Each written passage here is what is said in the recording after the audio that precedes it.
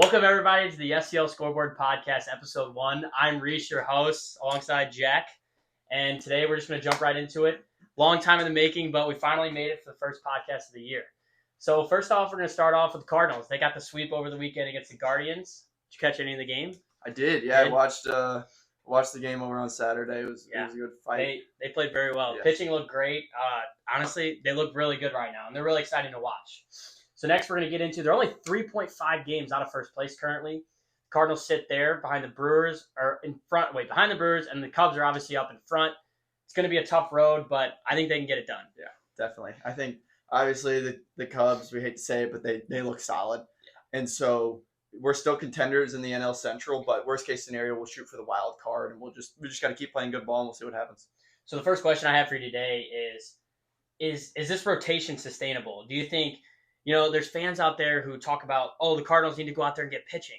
Do they really? They got guys down there, Michael McGreevy, Tink Hence. They got guys who keep coming up, making debuts. Tink Hence obviously not there yet, but he's going to be. But they got guys coming up who have done a solid job so far. Right. Yeah. You see what the Cardinals have right now, and from the outside looking in, and you see it on paper, and you're like, all right, we need to make some moves at the deadline. But you see what they have in the farm system, and it's similar to the Blues, where it's like, hey, just give them some time. And we've seen this season so far. It's like, Eric Fetty's been bad, but he's had his moments. I may put too much hope in him. Obviously, he's got rocked a couple times recently, so it's a bit of a sore subject. But for what we have right now, and money wise, and I know Michaelis's contract's running out. I know Fetty's contract's running out. You don't want to put all the eggs in one. You don't want to put all the eggs in one hat there. So you have to be careful with what you do, because you don't want to go out and get somebody and spend too much money. And you know how all that goes with the farm system.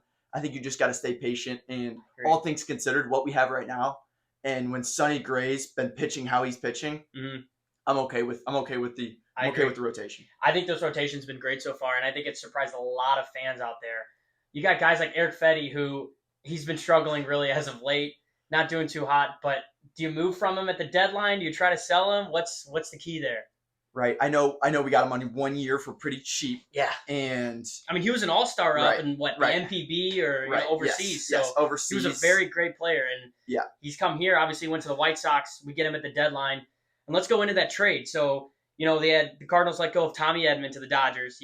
Listen, I love Tommy Edman. Nothing against the guy. Yeah. He was awesome. He goes and wins a World Series with LA. And we get Tommy Pham, and we get Eric Fetty. And you look back on the trade now, it doesn't look too hot. But at the moment, I think we needed help last year. They made a push. They almost made it. And I think we needed at Fetty. And I think Fetty's been great for the Cardinals so far. This year, it's come to a point where I think they need to get rid of him. And you got guys down there like Michael McGreevy, who's been up and down. They keep sending him up and down because he can't find a sustained spot in the rotation because of the amount of guys we got. And that's where I get in the problem with fans out there who tell me, hey, we need to go out there and grab starting pitching. We don't, Right. We have the foundation, I think. And I think the fans just got to give it a couple more years, and we're going to get into the Blues later. And it's right around the same thing with them. I think it's something that has to build, and it takes time. And a lot of people, this is another thing that really gets to me, is Mozeliak. They don't like Mozeliak. Mozeliak, they can hate on him. They can say he's cheap. Baseball's tough. The markets are tough. When you're competing with the Dodgers, you're competing with the Padres, other teams out there, it isn't easy. And I think that's something fans need to realize is Mozeliak's done a hell of a job so far. I mean, you go out there, he got Nolan Arenado. Obviously, he hasn't been what he's been this year, but at the time, it looked like he got a steal out of him. He got Paul Goldschmidt for cheap, I mean, you look at those guys he's done, and Mozeliak's done a great job with this club. Yeah, I really think Mozeliak obviously gets a really bad rap, but, we've taken for granted what we've had the last 10, 15 years. I mean, we've been solid. Obviously the World Series and everything, almost a decade now. But, we've been in the playoffs. We've been contenders for a while now. I know we've had a rough stretch, but we've really taken for granted what Mozeliak's done. And when you look at the grand scheme of things, we're never going to be able to compete money-wise with the Dodgers and the Yankees. And so all things considered, what he's done with the amount of money we've had, obviously I feel like there's a lot of luck that goes into it too.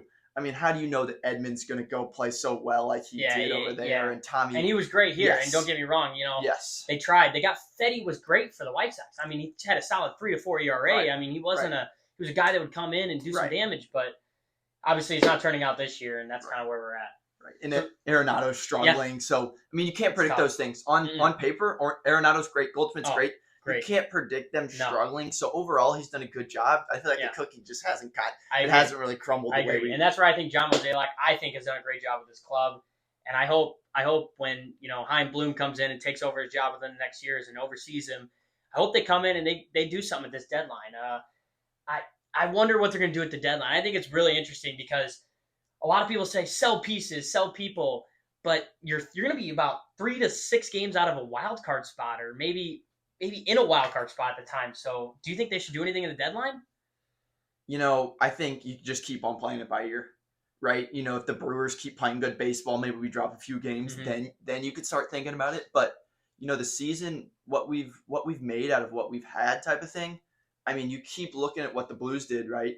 And it's just as the other St. Louis team, it's hard not to build inspiration off of that and just think about just keep hanging around. And I know I'm sure those guys get inspired, but I'm sure they were inspired. But I know you saw some of the guys over the Blues playoff games, and so I think it's a similar case as, hey, let's hang around. On paper, we may not have the strongest set of dudes, but we got fight. Yeah. And you've seen that in the comebacks they've had this year. They've had plenty of comebacks that it really surprised you, because this team last year, it quit. It was one and done. It was over. And when you go through the lineup, I don't personally, even when I came into the season, I had a lot of fans tell me, and friends say, they're not going to be good. They don't have the roster. When I look at their positions, I think this team is very solid on paper. I mean, you got Herrera behind the plate, who was batting 400 and he's batting 350, and he finally gets hurt again. He's got a hurt problem, but he's been awesome. And people were complaining about Contreras moving to first, but behind the dish, Herrera has been great so far, especially offensively. Yeah. So it's going to be interesting to see this deadline definitely come up. The Cardinals do travel this weekend to play the Cubs for 4th of July, and that's going to be one of the biggest series of the year, man. I mean, we're talking about if we could maybe come out with a little sweep or magic, we could be in first place. What do you think about that? Man, if the Cardinals got a sweep over at Wrigley, that would be awesome. that would fire you. I don't know if you got a chance, but those games last week, oh man, they were awesome against the Cubs. I mean, back and forth, Pete Crow Armstrong, he's been great for them. As much as a Cardinal fan hates him, Pete Crow Armstrong has been one heck of a player for the Cubs, and it's going to be tough to get past them. I mean, Showtime Inaga throws an absolute gem on a day ball game there in St. Louis, but it's going to be interesting this coming weekend. So 4th of July games, I mean, but what better vibe? Cardinals, Cubs, you can't get better than that. So a couple players we're going to get into this year so far. Brendan Donovan, he's batting .297 on the year. He has been unbelievable for those Cardinals clubs. I know I was talking about Herrera, but there's plenty of other guys to get into. What do you think about Brendan Donovan so far? I mean, this guy looked like an MVP about a month ago. He fell off a little bit, but he's been great. It's going to happen, right? Yeah. Right. He was MVP caliber. If he kept that up, that would have been huge. But what he's still doing and what he's brought in the past, I'm sure it brings confidence to the ball club, and he's putting his best foot forward every game. He's a team guy, he's a program guy, he's a big culture guy, and so to see him get a hold of the baseball like he has been, awesome.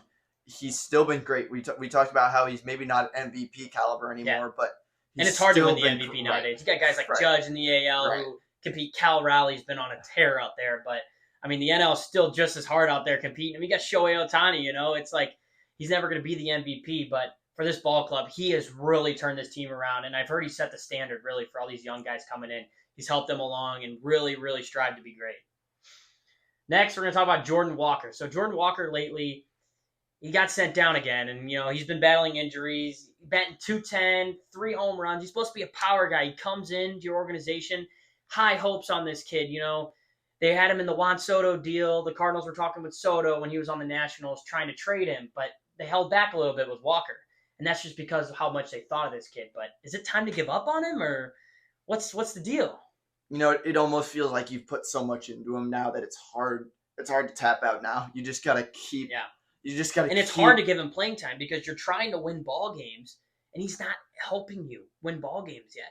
And that's where I think you just leave him down in AAA. You let the guy develop and see where he becomes one day, because you really can't afford him coming up here and not playing his best baseball. It's really hurting this club, and that's why they sent him down. And I think this outfield position. They signed Garrett Hampson the other day as just an extra bat and maybe an extra fielder out there just to help him out. And I think he's been great so far. He's played 3 games. He throws a He threw a ninth inning, 3-pitch game the other night. He came in to pitch when they were getting killed, but Gary Hampson's been great for us. I mean, Newbar actually looked really good to start this year. I'm very surprised with him. His bat's never been the loudest, but he has been great, man. And there's so much flexibility. Burleson, unbelievable this year. I mean, that guy has been unreal for this club. Yeah, the versatility in the outfield's really been a Cardinals strong suit for a couple of years now. And just it sucks to see what Jordan Walker's doing, right? And it's such you get put in such a tough spot as a manager and the front office and everything with just decisions regarding him because of what he was supposed to be. But maybe we'll continue to have patience just like we've been having for this ball club. Yeah. We'll see what happens. See what happens. You never know, man. But yeah, Burleson's been on Terry. Look at that outfield. It has been very, very good so far. Very solid, especially defensively. Victor Scott, he's a real fan favorite, I know, of everyone, and I've loved him. I think if he can sustain a bat up here, he's your future center fielder. And I think that guy can make a lot of money one day. He has been really, really fun to watch. Now we'll get into Gorman's power as of late. Nolan Gorman has actually been, in his last 10 games, 8 hits with 3 homers. He has been very good in this lineup. Now, we all know Gorman was really on the downside with Walker. We weren't really expecting him to do too much. We weren't really expecting him to be what he's been doing as of late. Do you keep him in the lineup? What do you do? So this kind of goes with the Jordan Walker thing. It kind of gives me hope. Because everybody kind of. I mean, he's like a number 1 prospect in this organization. He was. It's like it's hard to see a guy go out there, and struggle. A guy you have so much hope for. He's got power, and he's one of those guys that when you trade him, he's hitting 40 homers elsewhere.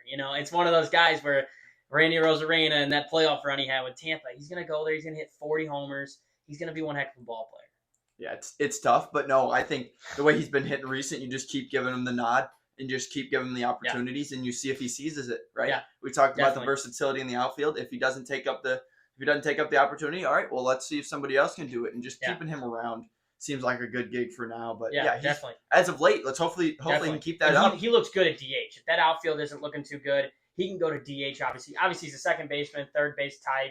Filling in with Arenado. But I mean, if you need Burleson to head out there in right field, you can just put Gorman at DH. And I think if he can really start hitting the baseball, I think he can be a very dangerous designated hitter for this club. Next, I want to get into somebody that obviously we were talking about, J.J. Weatherholt. Come on, give me your thoughts on J.J. Weatherholt. Man, I know he made the All-Star game over there. Futures game for the All-Star game. That'll be fun to watch. That's going to be sweet and just another promising guy. The Cardinals and we've talked about Gorman, we've talked about Walker. The Cardinals are due for that guy, and I really think I'm really putting my hope in him. Honestly, Mason Wynn has been awesome, and I love Mason Wynn. He's your future's shortstop, but Weatherholt could be a great fill-in at third base there. I think he could be a really, really threat when Arenado leaves. I'm assuming, they're not going to bring Arenado back. Probably won't. But, dude, I think he's going to be great. I think he's going to be a real stud. And I don't know, top 5 pick this year for the Cardinals in this draft. They're looking at a bunch of guys, and right now, all the mock drafts has him getting Jamie Higgins from Florida State. The kid's a left-hander, and he throws gas, man. That guy's got some movement.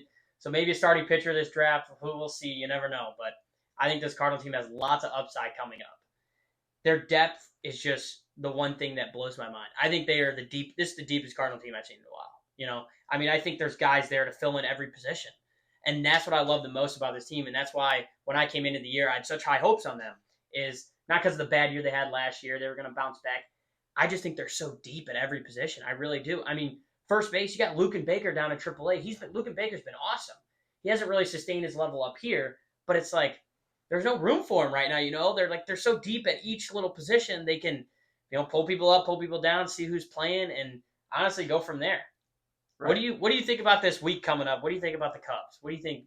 I want a prediction before we head over to the Blues. The 4th of July, this is just such a pivotal series, and I'm sure they'll be fired up in Chicago just like we are over here in St. Louis. And, oh, man, if the Cardinals could get a win in this series, about a huge momentum shifter with the All-Star break coming up and everything, just to take so much confidence into the break. And that would be huge. And you know what? I'm saying the Birds get the series win. They're going to continue some. It just seems like these guys got the chip on their shoulder. They always play good at Wrigley. I don't know. There's something about Wrigley. I think they play with a chip. Wilson Contreras back at Wrigley Field again. He loves to go there after his little heated moment last time. But I think this is a great spot for the Cardinals. Now, in my opinion, I think a split is okay. I think a split you're fine with. After the series against Pittsburgh, you never know, And I think a split would do. Taking 3 out of 4, though, man, that would be something. It helped the Brewers out. Obviously, help us out a ton. But I think that'd be the best case scenario. Yeah, I think with the fire Contreras has been bringing to, I think that this is just this is the Cardinals' time to, Yeah. if you haven't seen it already, this is their time to show, hey, we're here, we're gonna be here, we're here before the All-Star break, we're here after the All-Star break, we're gonna be here in the playoffs, and we're gonna make something happen. Only thing I didn't like about this weekend, and I totally get it, is Sonny Gray will not be pitching against the Cubs. He's going against the Pirates, obviously, he went against the Pirates, but it just sucks not having Sonny Gray on that mound. But they did the same thing last week, They didn't let Sonny Gray pitch that last game. They pushed him back from the Cubs, let him get an extra day. He shuts out the Cleveland Guardians, throwing 9 innings of one-hit baseball. So I do trust the Cardinals in doing this decision, but it really does stink not having him come in. Yeah, I know rest is a huge thing for pitchers. I never was a big pitcher myself, but just for these guys, I've heard you'd rather take a loss than get you'd rather take a loss than get your best pitcher, force him into a situation. Definitely. So I trust the Cardinals. And they were to a point with the Cubs, I think, when Sonny Gray had that start, is you won the first 2. It's like, okay, worst case scenario, you split. You let Sonny go against the first game against the Guardians. You build up from there. Hopefully, we'll start off with a win for the way he's been pitching. Now we're going to move on to the St. Louis Blues here. A little talk as Jordan Kyrou stays a Blue. I want to get your thoughts on that. A lot of rumors about him getting traded. His no-trade clause just ended last night at 11 o'clock. That was the whole thing. Might as well trade him, obviously, when he doesn't have that no-trade clause and can deny anywhere. They had talks with the Canadians. They had talks all over. But Kyrou stays a Blue. I want to get your opinion on this because, as much hate as I think that guy gets, I really think he's a great player. And I think he's got more to his game. I really do. I think he's missing just a little bit in there. I think he's got a little more to his game, but I'm glad he's a Blue still. Yeah, I'm really fired up. He's still Blue, and I think there's still a lot of upside there. Yeah. Some guys have counted him out, and I could understand that. And the program guys always will get some with the amount of money we're paying them and everything. So it's a little dicey, but no, I'm super excited to see him continue. And I know he's another good locker room guy, and you've seen with the way the Blues fought back there, and I think he was a big part of that, a big part of that march there. And so I would love to just keep him, take some momentum off of last season, have that chip on the shoulder. And I think this creates a giant chip on Jordan Kyrou's shoulder. I think not getting traded, I think when he heard those rumors around, I think it really got to him. And I think this guy's going to step up his game, hopefully improve a little bit better. But this Blues team coming in, they are deep, man. We got a real deep squad this year. I mean, Jordan Kyrou is signed through 2031, I mean, this is a guy, they're talking about trading him. All right, you keep him. You still got plenty of years with him, all right? You got plenty of years. He'll be great for you. I think he steps up. Hopefully he'll become a 40-goal scorer. I think he really will. That would be sweet, and that would be so pivotal for this team. A lot. Yes. It really would.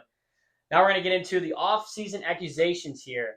So first, Nick Bukestad joins the fourth line as Radek Faksa goes to Dallas for 3 years for $2 million. Bukestad he comes from the Blues from Utah. He's a fourth liner. I think he's a great option for this Blues team. I mean, he signs a 2-year, $1.75 deal, and I think he's going to be great for this team. You think so? Hockey's the only sport where that fourth line and those bench guys really matter. You look at the NBA roster. Fox was great last year. I think Fox had a great year last year. I don't know. I think he really had a heart for Dallas. He used to play at Dallas, came to Dallas to the Blues, and I think he just wanted to go back to his old home. Go back to Dallas and play there for a couple of years. But I think bringing in Bukestad is going to be really key to this line. And I'm interested to see what this Blues team does because the biggest move of the day happens where the St. Louis Blues traded away Zach Bolduc. What do you think about that? It's one of those things where it's flip a coin, right? You lose some money, right? But I don't hate it because you're taking a chance and I don't mind it at all. Yeah, it's a tough trade. I mean, Bolduc was great. He was a great guy. I think he was really good. But this Logan Mailloux guy coming in from Montreal, there's something about him I really like. And Doug Armstrong, in my opinion, I think he's one of the best GMs out there. There's a reason he's always the GM of Team Canada. There's reasons to that. He goes out there. He really knows what he's doing. And we're going to talk later, obviously, about the Holloway and Broberg, what he did last year with them. But, man, Doug Armstrong knows what he's doing with this club. And that's why I trust him here. I love Zach Bolduc. He's going to be great. And it sucks because he's going to be a great guy. But you're getting a 22-year-old defenseman that's going to be a future pairing with Philip Broberg on the D-line. I really think this is going to be great. This is your future D pairing of Broberg and him. I think this is going to be amazing for the Blues. Does suck to see a real good guy in Zach Bolduc leave, especially after a breakout season. But you know, I think this Logan guy who's coming in, Mayu, I think he's going to be pretty good. You know, it's tough to see a guy like Bolduc really go, but I think you got to give away a stud to get a stud. It doesn't work the opposite, you know. So I think that'll be pretty good for the Blues. What do you think? Yeah, I'm really excited to see because we talked about Doug Armstrong's success. Yeah. And he obviously, from the outside looking in, it's like, all right, well, should we have done that? But come on, the guy's been great. We talked about Holloway and all that good stuff. Yeah. The guy's been great. So we're putting our trust in him here, and we know the Blues are in good hands. And just really excited to see the upside in this kid and just the young talent at 22 years old. Oh, that's for real. He's only played 8 NHL games, obviously 2 goals, I think 5 assists, but I heard he's got one heck of a shot, so it's really excited to see that for the Blues. You know, it's another fast skater, too. A lot of scouts say this guy's quick. This guy knows what he's doing, and I think this is going to be the perfect move for the Blues. Now, I will say, with this offseason, the St. Louis Blues currently sit at about $700K, but obviously we know everything about Torrey Krug and him probably not playing a hockey game again. They're going to have around $6.5 million. Now, I want to know what do we think they're going to do with that. Now, obviously, the center position is something you need to fill, but the center position market is very low right now. It's very low. It's hard to get. It's going to be really hard to get a second line center, and that's their goal. And their goal is going to be that all year. And I really trust Doug Armstrong, but I think it comes to the same thing as you're going to have to give away a stud to get a stud. You know, you're not going to get a second line center for a bag of chips nowadays. You know, I mean, these guys. You look at contracts picked up today. I had Michael Granlund for the Blues. I loved it. The Blues were going to go after him. Anaheim gets him for $7 million a year. $7 million for a second line center, and that's just their value, I guess. And it's pretty crazy to see how the market doesn't have enough, and it's going to be real hard to get one. And I don't know. I'm interested to see what the Blues do. You know, it seems like it's kind of bad timing with the center market being so expensive, and there's not many big names out there right now for the second liners, and so it's tough because it seems like in years past this could have been more promising, but you're kind of handcuffed with you do have some money to spend, but you also have a tough spot where you don't want to go out and spend $7-8 million. Exactly. Yeah. And there's not much guys on the market to do that, so you're gonna have to go after a trade or something. You know, obviously there's rumors floating around, but I don't know what the Blues do. I really don't.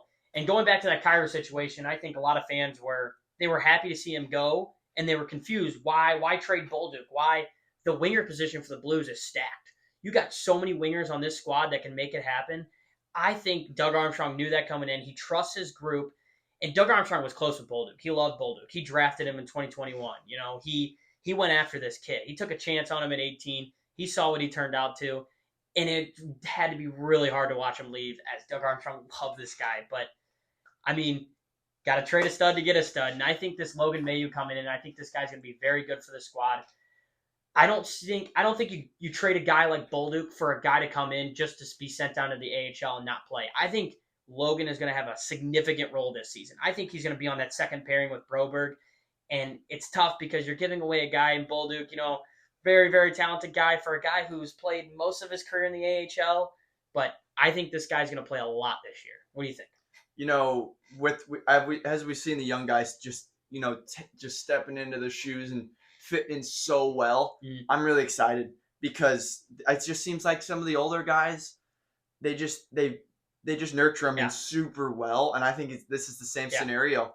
Whereas, I mean, you lost a great guy in Bolduc, but I really like the move, and I'm really excited to see how it pans out. I do too, and it's hard because you know no one expected a defenseman to go off the market for the Blues. No one expected us to go after one, but you look at guys they got right now, and Falk having his in a year, Parayko getting up there in age, you got to get young, and that's what Doug Armstrong wanted to do this offseason. He sure got young with a great defenseman from Montreal, and I think this is very good for the St. Louis Blues, and I think they're gonna succeed this year. I really do. So, who is the core, you think, with this Blues team? Doug Armstrong has been talking this offseason, and I always thought Bolduc was a part of that core, you know, and I don't know. And obviously, you're going to have to sign Broberg and Holloway coming up, and I think that's what a little bit of this money situation is for right now. I think you're going to try to get them at around 4 to 8 a year. I mean, those guys are going to be very expensive, but they're great players, and we're going to get into them right now. What an accusation from Doug Armstrong. Like, I mean, going after those guys and grabbing them and almost basically stealing them from the Oilers as they didn't have the money to match. One of the first ever biggest offer sheets put down. I mean, what a job from Doug Armstrong there. They were Holloway before his injury. Oh my gosh, he was unbelievable. If that doesn't fire you up about Doug Armstrong, then I don't know what will. I mean, that proves himself right there. You don't need to see anything else. Just the way that all planned out, and oh my gosh, what a pickup that was in Holloway. That was in Brugberg too. I mean, it's just so encouraging to see. It's awesome. It really gives you hope about this team because they were in a lost spot there for a minute. They got all these guys down low, and I think this is where they really relate to the Cardinals. You got Theo Lindstein down there. You got Dvorsky, who didn't really touch the ice this year. You got Snuggerud, who actually surprised you a lot, and I think that's why this Bolduc trade went through. I think they saw Snuggerud and saw, man, this guy can really play some hockey. So, it's going to be really exciting to see that, and that's what we're going to get into. So Snuggerud and Dvorsky's impact this upcoming season, I think these guys are really going to change this organization. Dvorsky was great. A lot of people wondering why he didn't really step in the playoffs. I think it was more of a, let's ease him in. Let's not, go overboard with him yet. Let's have him travel with the team, hang out a little bit, get used to the playoff hockey atmosphere. And I think going to the playoffs was huge for Snuggerud. I mean, he is seriously going to be one heck of a player this year. I think he's going to surprise lots of people. I think that's why this Bolduc trade went down. I want to get your thoughts. What do you think on, the impact between Snuggerud and Dvorsky this upcoming year? If that wasn't a confidence boost for Snuggerud there, what he did on the biggest stage, and in my opinion, the biggest. I mean, he just got thrown into a lineup against the Winnipeg Jets. We're talking about the best team in the NHL. He just got thrown into a lineup against them. Not any playoff experience. I might be biased, but I think that was the biggest first-round series. When I say biggest, I mean the biggest moments, right? Yeah. You have that Game 7, which he played great in. I mean, obviously he didn't pan out the way. He played great. I mean, he was, in my opinion, he's the fastest skater out there that game. Really looked good. I mean, that kid stuck out like a sore thumb in a good way, right? Mm-hmm. I mean, you saw him, you're like, who's that? That's a new face around here, and just the way he played was, I mean, that's just such a huge confidence boost. I'm really excited to see how he jumps on that, continues to work in the offseason. Really, really excited to see. I mean, I think I'm a huge supporter, and I think that stock's going to continue to rise. Yeah, I do too. I think he's going to be I think that's why Doug Armstrong, like I said, what I heard from obviously reports and stuff is he was very close with Zach Bolduc, and Doug Armstrong drafted this guy. He developed him and saw, oh man, look at this guy. He's having a 20 goal season. It's like, man. And then he's like, I got to let him go because I got to restart that D-core. But it's like, I got a guy like Snuggerud. I got guys like Dvorsky. He's got weapons to put in different spots. And I think he's expecting them to have a big, big come up this year. So before we get to the last thing, what do you think about this new logo and rebrand from the St. Louis Blues? Man, is it sweet. The color combos and them highlighting the Winter Classic and all that stuff they had in there. I mean, it's all. It reminds you of the Winter Classic jerseys a little bit. I think the logo. I was always a fan of the Winter Classic jerseys, and I think the logo and the 2018 Winter Classic when we were here at Busch, St. Louis, or whatever. I think that jersey kind of reminds me of that home jersey they got this year, and I think this is really good, especially for a team that's kind of on the rise right now. Down for a little bit, not too good. We're coming back up, and I think this new logo even gets the guys hyped up. Yeah, I mean, me and Durf play a lot of golf. Me and Reese play a lot of golf. When you throw that new polo on that you just got, man, you feel like a new man. You're a whole new guy. You throw that new shirt you just got on. You throw whatever it is, that new jersey. Yeah. Woo, I think it sounds stupid, but why not us? No, and definitely, and I think that's why these guys are going to play good this year. I think there's a little some juice in them, and I think the biggest thing for the St. Louis Blues was that Game 7 loss against Winnipeg. It isn't what you wanted. The outcome isn't what you wanted. But I think this loss is big for this team. It's one of those things where you lose and it just stays on your mind. Braden Shen talked about it when, they're doing their closing is he'll never forget that moment. These guys, we were the worst 6-on-5 team in the NHL. I mean, we played so bad 6-on-5. The Blues just had awful, and you knew it was coming. You knew the Jets were going to come back. You just knew it. And I think that was a big moment this year because I think they're going to get fired up from this, and I think it's going to help them in the future. Yeah, you see a moment like that, and man, I would have paid a lot of money to watch the Blues play another series. Yeah. And I listen, that Stars team was very good, but I don't doubt in my mind the Blues could have snuck past. I mean, I'm a real believer in Jordan Binnington, and I think him in the playoffs, it's a different guy. He is just locked in and night out. And I mean, you saw him in that Game 7. He worked his butt off. He was the sole reason the Blues were in that game, but Didn't go your way. Right. And, with all that being said, would the Blues have gone out and won the Cup? They very well could Never know. have. But I think Agreed. this is just a huge moment Yeah. for next season. I do too. I mean, that's motivation, I mean, the amount of times I think about it, I can only imagine to be out on the ice or be on that bench. How many times those guys are thinking about it. So that should be the fuel that we need for next season. I agree. And I'm really excited to see, how they bounce back from that and see how they, continue to build off that. Definitely. So lastly, we're going to finish off. I'm going to ask you, what do you think about Alex Pietrangelo? He's obviously thinking of banking on retirement, had a huge injury happen to him. He's been playing these past years with a hip injury. I'm pretty sure it was a hip injury, but I mean, it's kind of sad to see a former Blue and Alex Pietrangelo, a guy who wins you a cup, your captain of the Stanley Cup team, go out. The Blues still a little salty they didn't go after him and re-sign him, but how do you feel? Is this a little devastating news? It really sucks just with everything Alex did for the program. Definitely. And obviously with the Cup, I mean, the guy will forever be a legend in St. Louis.